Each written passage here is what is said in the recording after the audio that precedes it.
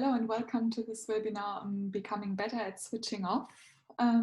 Thank you everyone for joining us today. My name is Johanna and I'm a business psychologist at Thrive. With me I have Adam Huxley, our co-founder and a consultant psychologist who will co-host this webinar. Hi Adam. Hi Joanna, hello everyone. Hope you're all feeling well. Yes, so for those who have not joined us during our latest webinars, there will be a Q&A session in the end. And if you would like to ask any questions during the webinar, please write them in the Q&A section and we will come to it in the end. And also we will record this session for those who are not able to attend the webinar or would like to listen to it again at a later point of time. The questions will be not visible in the recording themselves. This webinar aims to provide you with some tips and tricks on how you switch off your mind, and we will touch different techniques you can use for that. So we have another webinar coming up on the medical perspective on COVID-19. So if you have specific questions related to that, please spare them for the session.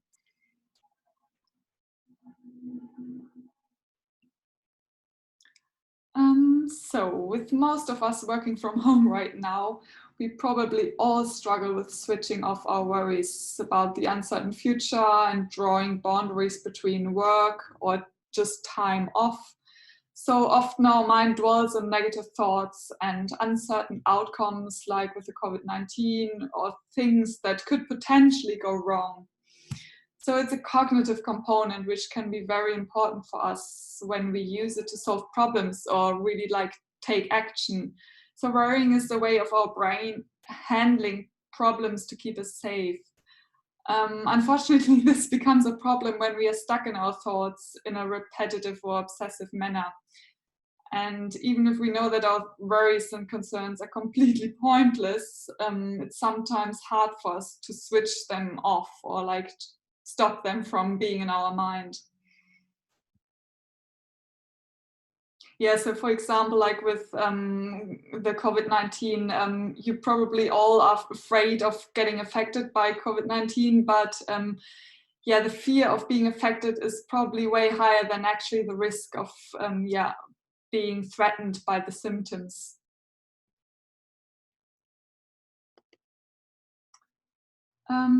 If this happens, allow yourself a worry budget or a worry time, like 10 minutes, 2 times per day, where you really allow yourself to worry about all you want. And after the time is over, you redirect your thoughts and come up with next steps, or you take action on your worries. So if you were on the webinar yesterday about anxiety during unsettling times, you will know what this is, but I will summarize it briefly for you. So if you find yourself getting distracted or distressed by your worries, so no matter what they are, it can help you to create a list of these worries as and when they come into your mind or in your head. So really allocate yourself no more than 30 minutes per day to go through the list and do something what you don't spend time relaxing or sleeping, like for example, the kitchen. So don't do it in your bedroom. When it comes to working through your worry list, you might find that you can solve some of them, or they aren't actually relevant anymore. While this doesn't necessarily get rid of all your worries, I guess, what it will do is mean that you aren't overwhelmed with them throughout the day. So this takes some practice and won't feel maybe like entirely natural straight away for you, but with some practice over time, it becomes an unconscious process. So for more tips about managing worry specifically, you may want to watch our webinar on anxiety around unsettling times. So you can also write down your thoughts and worries by keeping a mood journal in the Thrive app, so which you all have access to. So there's the option you can really like put all your current moods in there and can always relate back to them or look them up. So try not to do this before sleeping and really note down somewhere what you're going to do about it. I think Joanna, that's a great idea. And I think just for everybody listening, I think is probably something that's really pertinent to us right now. And I think if we just try and think about the future in relation to COVID-19, I think it's absolutely natural that we're spending a lot of time thinking about it and maybe worrying about it, just because we've got really limited bits of information regarding the whole problem, and that we're finding out more as we go along.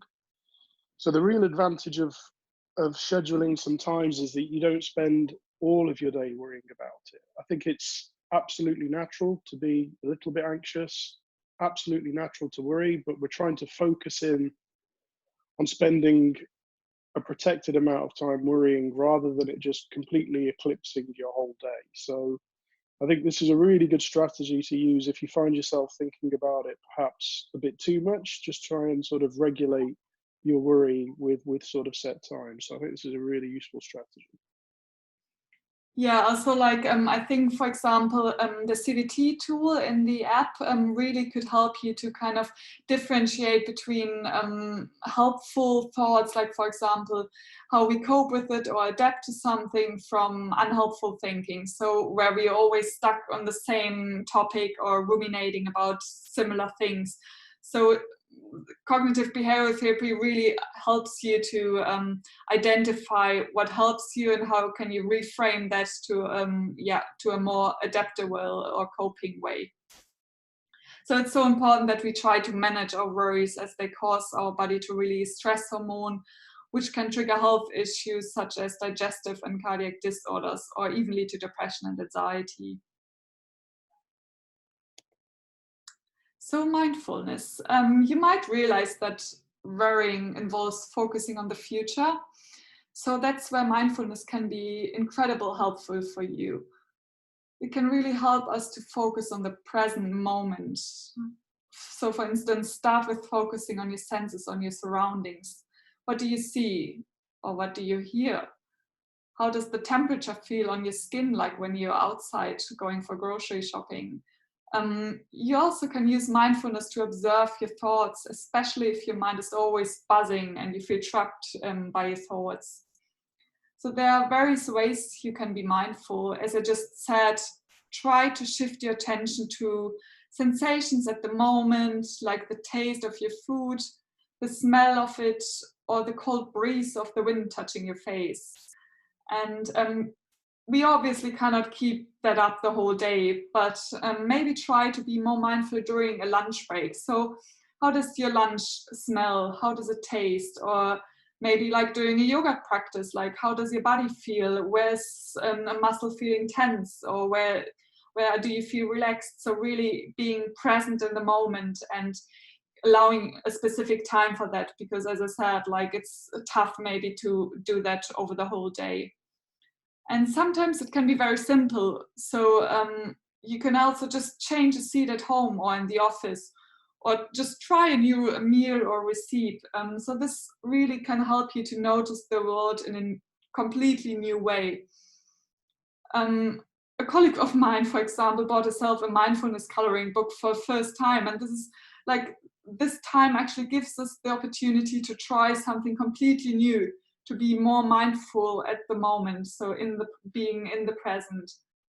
And mindfulness is not about judging yourself for not being able to focus in the present, but rather like creating an awareness of thoughts and feelings. And it may help you to give them a label.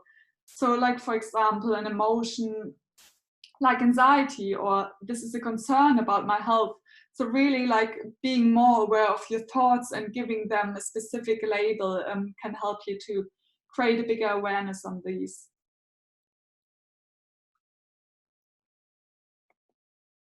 So how to switch off and fall asleep.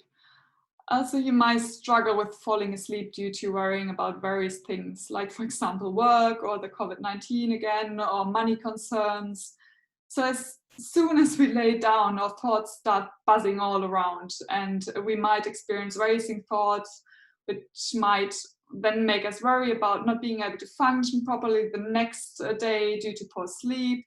And it can become a vicious cycle and so on. And we don't want to be sleep deprived as over a long period of time, it may increase the risk of health problems such as diabetes, cancer, or mental health issues.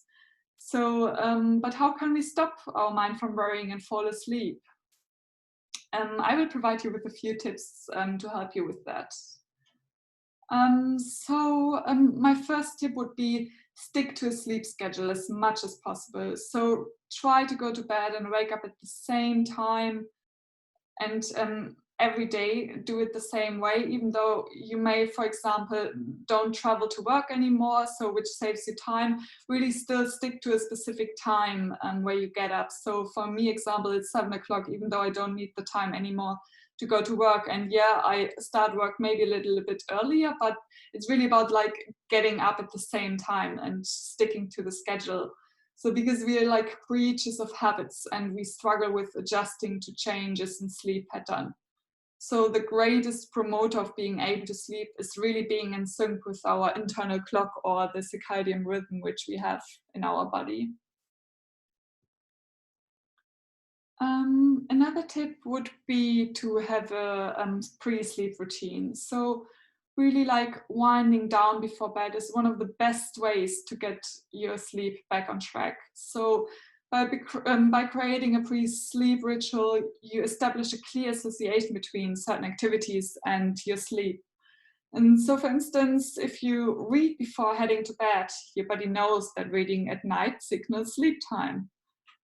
And if you take a warm bath before bed every night, your body recognizes that it's time to slow down and relax. And you may also listen to calming music, stretching, or doing some relaxation exercises such as yin yoga, which is a light stretching and meditation. Or you try nidra, which is a type of yoga where you remain conscious but tap into the restorative state of sleep through meditation. For these types of meditative exercises, make sure you set an atmosphere, so such as lighting some candles or incense sticks, having a blanket and pillow by your side, and follow the guides of the yoga instructor. So YouTube has many of these types of classes for free, which you can watch.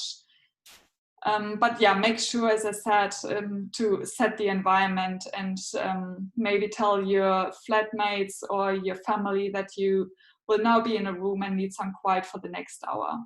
So another thing is, like, if you're watching TV before bed, make sure it's a least relaxing program and not something like the news, for example, right now, or an action movie. Another point is really try to use your bed only for intimacy and sleep, to create again this clear association between your bed and sleep. So this is a key point which you should be aware. So like watching a movie, for example, with your laptop in bed might not be the best thing to do, especially if you struggle with falling asleep.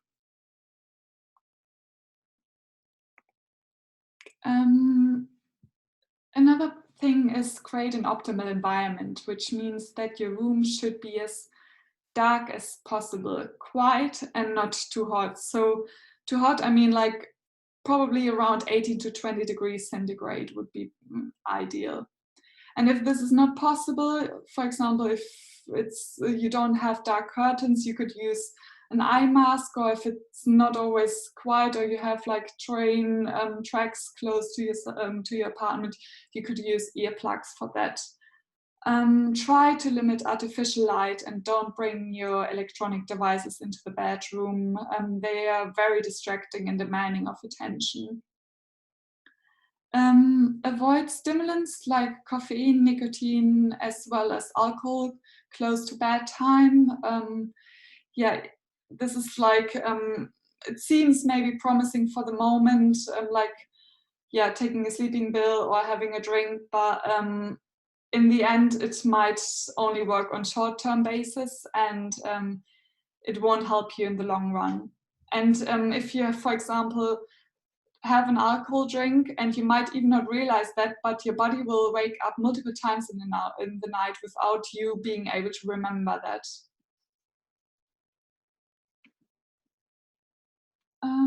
So another technique would be to practice relaxation techniques, They are very helpful in reducing anxiety and raising thoughts. So in the app, for example, we have deep muscle relaxation, which might be a really good technique, as well as the calm breathing exercise. And you can try out which one works best for you. For example, I really like the deep muscle relaxation, and I always do that before I fall asleep, because sometimes really my thoughts are like in my head running around the same as probably yours do. But as soon as I do the deep muscle relaxation, it helps me to really release all the tension in my body, and helps me to clear my mind in a helpful way. So there's a very clear mind-body connection in worrying, and sometimes if we cannot control our mind, it's easy to gain control of the sensation in the body and control the mind that way in turn. Other tips would be to keep your brain busy with mental exercises. So whatever works for you, but for example, count 10 or repeat it over and over, or think of a fruit and vegetable with a certain letter. And this may shift your focus away from your worries and helps you to switch off. And if it's just about like, you can't fall asleep but don't feel worried right now, maybe do something like a really boring mental exercise, like really counting to 10 and repeat it over and over again, which I feel like can make me fall asleep like immediately. So if you write down your worries early in the day and worrying thoughts come up in your bed, you may say to yourself, like, I've dealt with that, or I'm dealing with it tomorrow, for example, which might help you to create a sense of relief in the morning and helps you to in the evening and help you to fall asleep.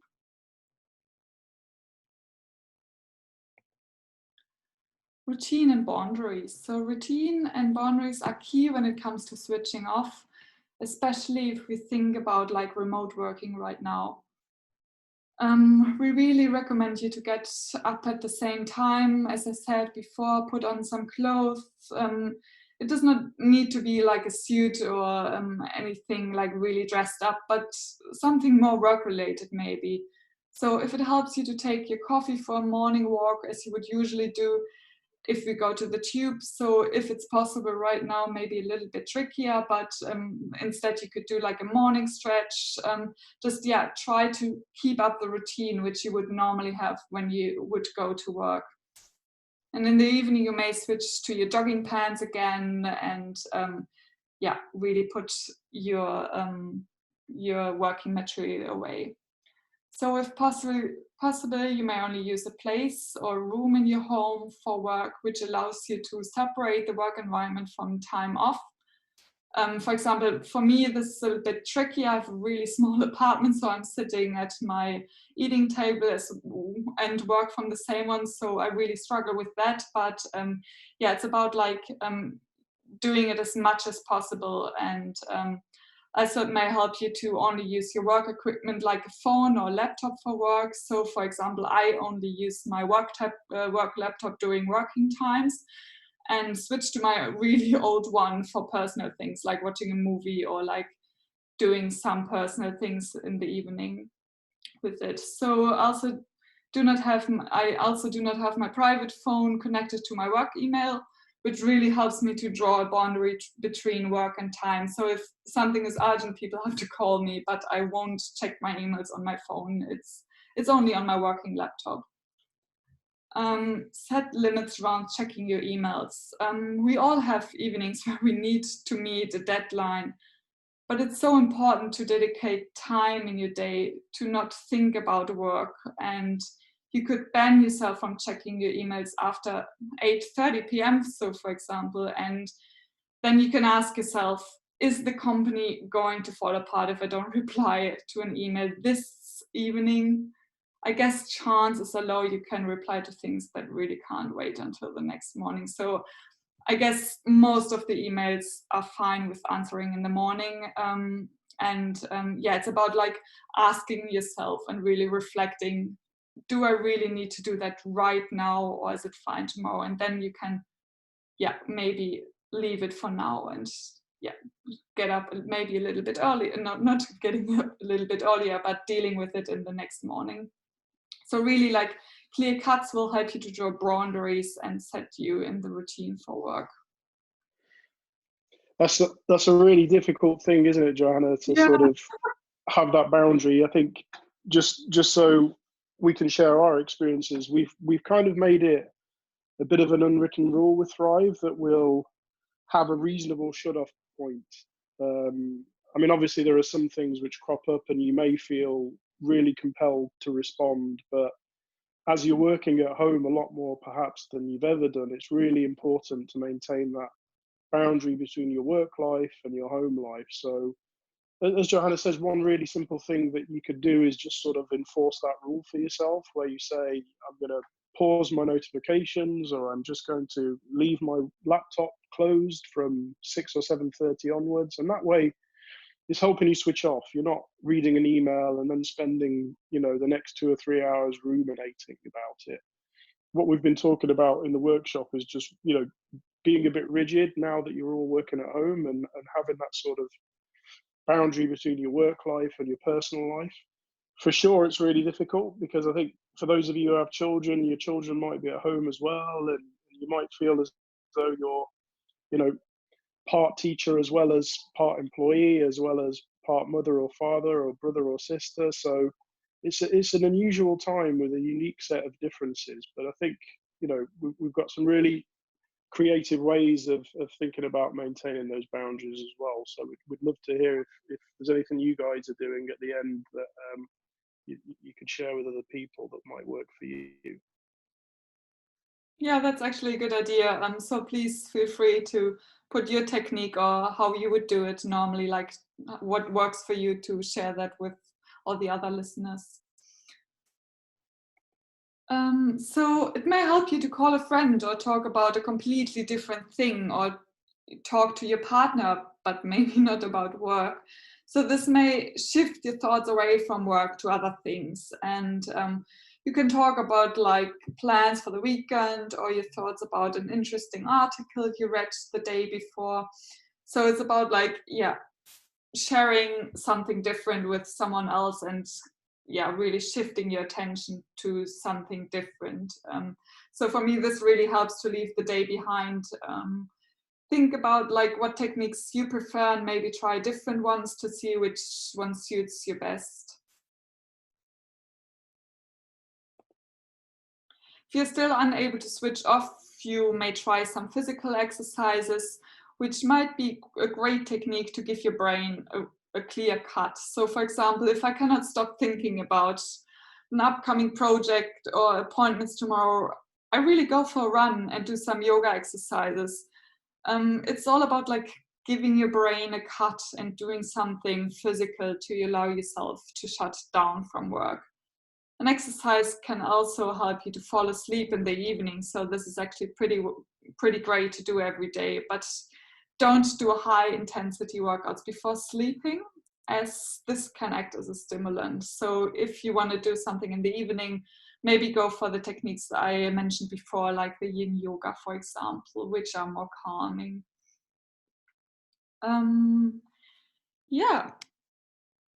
We touched various concepts like how important boundaries are, like worry time, for example, how important sleep hygiene is for you, and techniques like practicing mindfulness and relaxation techniques.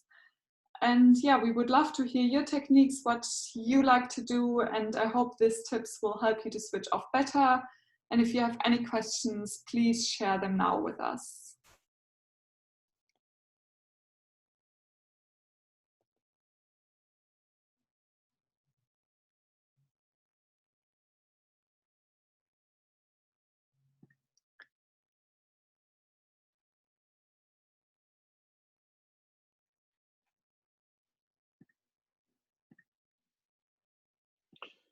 Yeah, there's some really good suggestions coming in from people.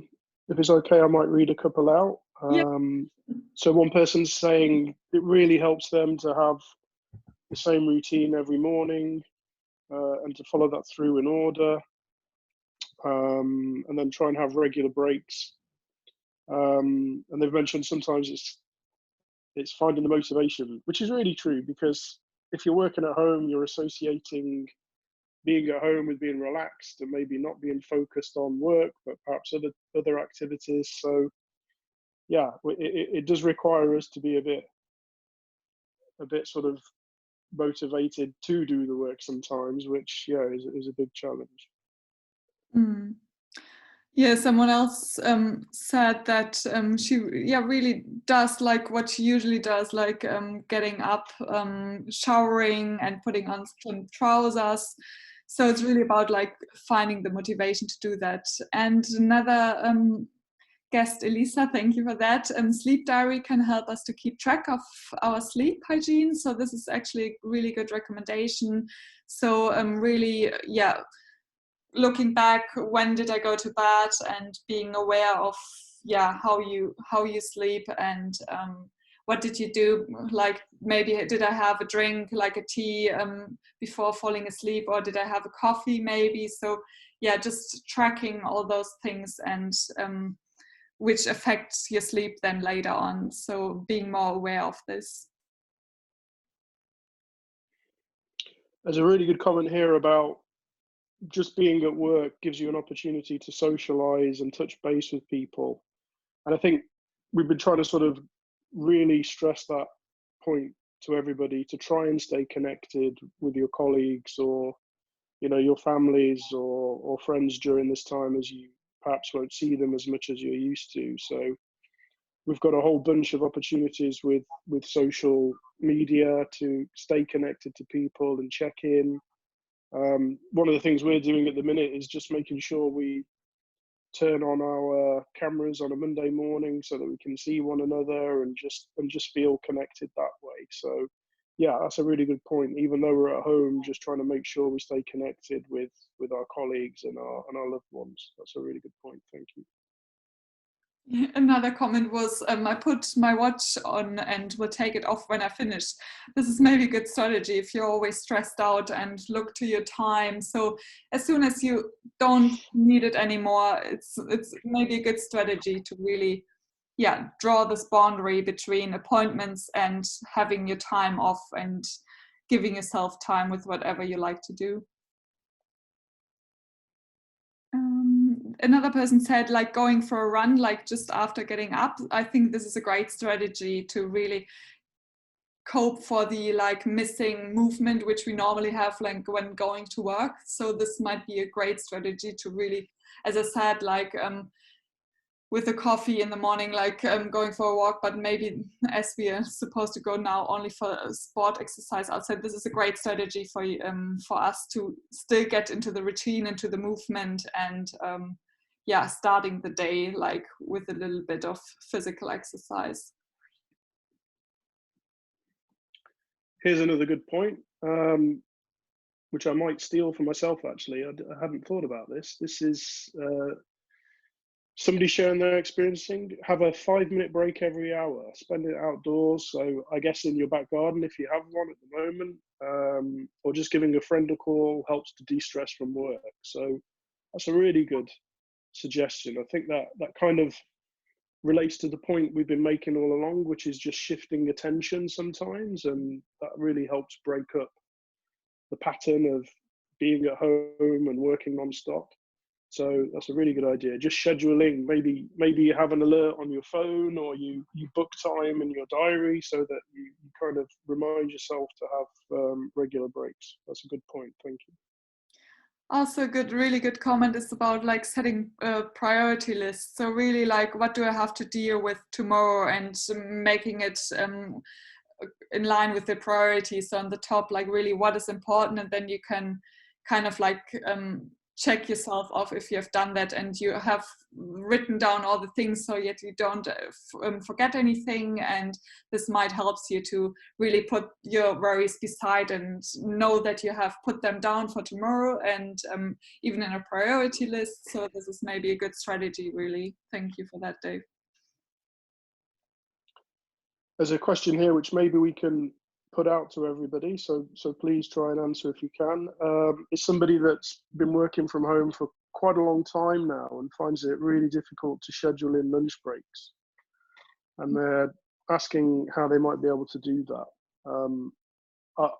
I struggle with that as well. So I'm definitely not the best person to answer that. But I think if we take maybe a tip that somebody gave us before, just scheduling the time. So maybe you get an alert, because I think oftentimes you can get so engrossed in what you're doing, you just simply forget that it's lunchtime. And if you're not somebody that gets particularly hungry, then I think just setting an alarm in your calendar will remind you to sort of take the time out to go and eat something. Yeah, I think that might work.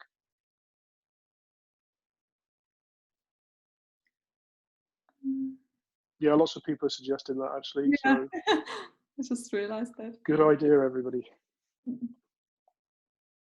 Yeah, set an alarm on your phone to finish work. I tend to end up working for longer hours from home with the strict schedule. So this is maybe a good technique actually. If you can put down the priorities, and as soon as really like work is over, you shut down your laptop and maybe really switch devices, as I usually do, because really it helps me to set this boundary, like not being available with emails or anything, just having my private device for whatever I like to have it. But yeah, just having those two devices if you have, obviously. But I think this is a great strategy to separate working tools, especially if we don't have an office right now anymore, to private things.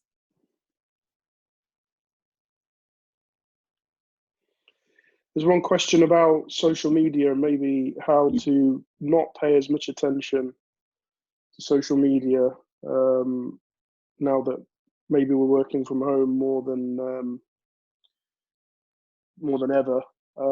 Yeah, I think there's going to be distractions because you're at home, whether that's because of the people are there or that you've got access to maybe phones that you didn't have maybe at your workplace. So I think it's natural that our curiosity is going to get the better of us sometimes, and we're going to be searching for answers for things. But remember what we've been talking about. We've been sort of talking about being present in the moment and focusing and sticking to task. And yeah, I wonder if we could sort of use our work equipment rather than our personal equipment, which probably means that we don't have access to social media on that, and then we can schedule in the time to catch up on social media after work. But for sure, it's a challenge. I think just maintaining that boundary between work and private life is I think going to help things not get blurred. But again, if any of you have any advice on that one, let us know. There was another question for waking up at the same time. Does that work if you don't follow this in the weekend too? So, I mean, yeah, obviously it's better to always wake up to the same time, especially if you struggle with sleep issues. But if you feel fine, I mean, to be honest, I set a different alarm on the weekend. So it's really like, if you really have struggle with falling asleep or like with insomnia, you should get up at the same time. But yeah, if you normally like fine, I think as I do, I'm fine with getting up a little bit later. But yeah, it's about like how you struggle with that. So if you struggle, yes, you should. There's another comment about feeling lonely working from home, which I think is a really good point to make. It's maybe not everybody's preference to work on their own at home, and if you are on your own at home, I think it's really important to just try and stay connected to people. So in the same way we've been talking about scheduling and making a plan, perhaps you could set up a communication meeting with a colleague. It doesn't necessarily have to be work related. You could just set a time so that that even once a day you have time to connect with others. It might be the case that you find yourself overwhelmed with demands for meetings now that you're at home a bit more. But I think if you're not, then it might be a good idea just to try and schedule in some time where you definitely know you're speaking to someone, or even just having a quick FaceTime call with someone so that you can stay connected. There was another really good comment, like, for example, if you really struggle with drawing the boundary between work and the evening time off, maybe separate it with a quick walk to supermarket. So really like yeah, giving yourself the time off, as I said, with the physical exercise, giving your brain a cut, and yeah, doing something completely different. And this maybe helps you already to really switch off from work and help you to yeah, be more relaxed in the evening.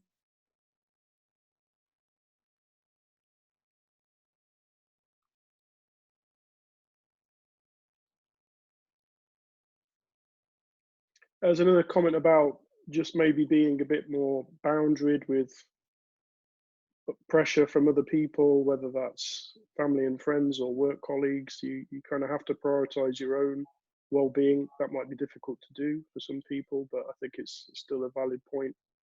And I guess that relates to maybe what we were talking about, having a definite time in the day where you are switching off from work, and maybe pushing things to the next day rather than let them carry on and eat into your own time.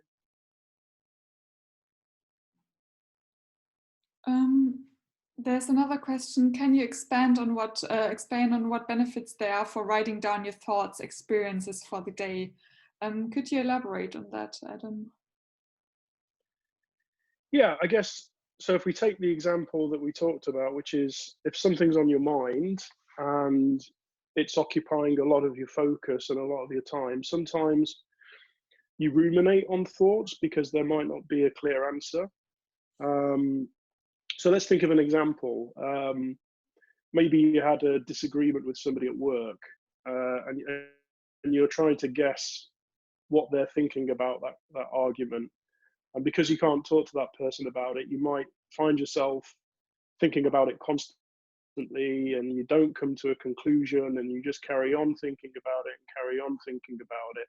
And before you know it, you spent a lot of time thinking about this thing. It's made you feel perhaps more anxious and more irritable, but you haven't reached a conclusion about it. So I guess it's kind of a thought stopping technique. It's very sort of CBT in its principles. You write the thought down so that you try and understand what you're asking yourself, but you make the commitment to not spend so much time thinking about it. It might help you explain what it is you're trying to figure out for yourself in a bit more detail. Just simply writing it down gives it a voice rather than it churning around in your head. And if it isn't something that you can find an answer to, then we were talking about, postponing thinking about the thought, and maybe making the commitment to pick it up the next day. The point being, it doesn't end up being something that's occupying your mind for a long time and causing you distress. Yeah, thank you. That was a really good example. There was a question on the light yoga mentioned. So yin yoga, I mentioned before, is a light stretching and meditation yoga type, or you can try nidra, which is a type of yoga where you remain conscious but tap into a more restorative state of sleep throughout the meditation. So those are really good ones for that. And the access code is available through your company, so you might have to approach your company again to ask for the code, but it should be available somewhere on your Wellbeing Hub, I guess.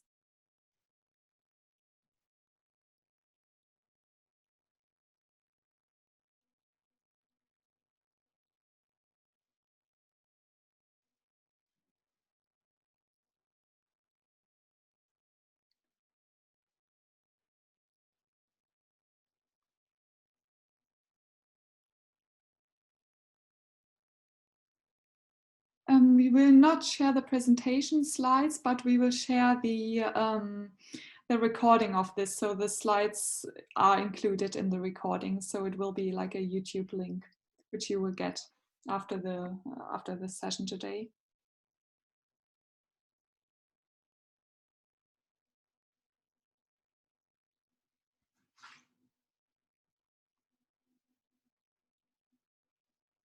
Yes, so it's Nidra yoga and Yin yoga.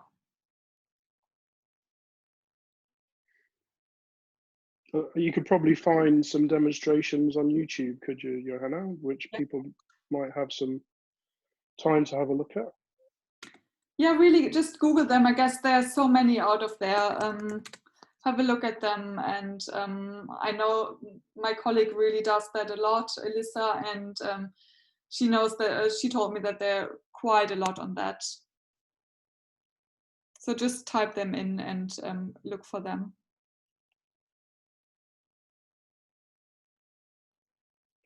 There's a few people asking, "Am I on mute?" Yes, I think you are. Yeah, everyone is. So if you're asking us a question, we won't hear you. So if you can write it down in the chat function, we'll be able to see it. But yes, don't worry, you're on mute.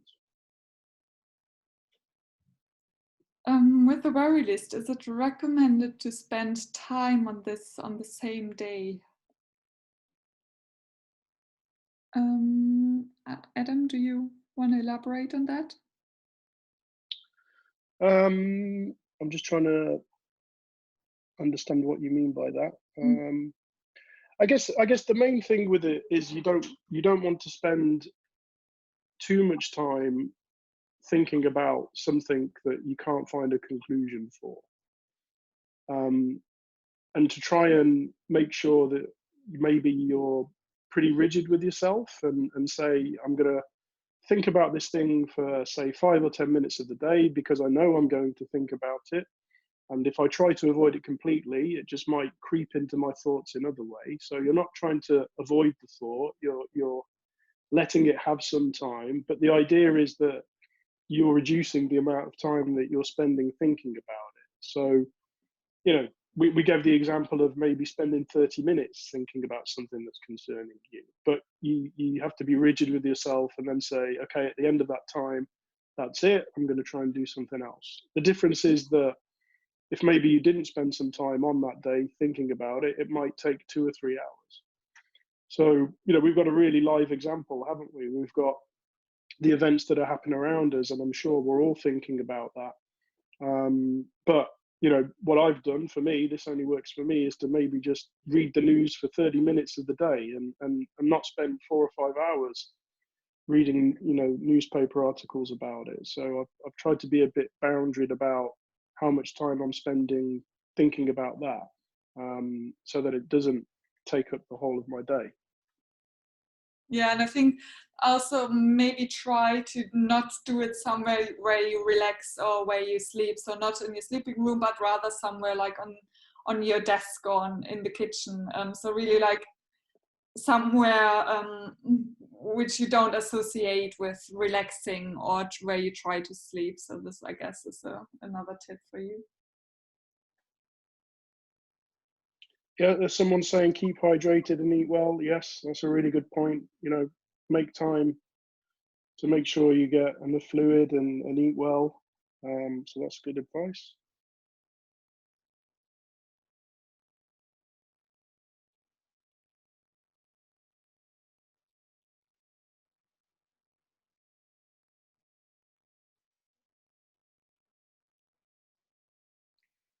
Yeah, if you don't have any more questions, I guess we're done for today. Or do you see any more questions, Adam? No, I don't think so.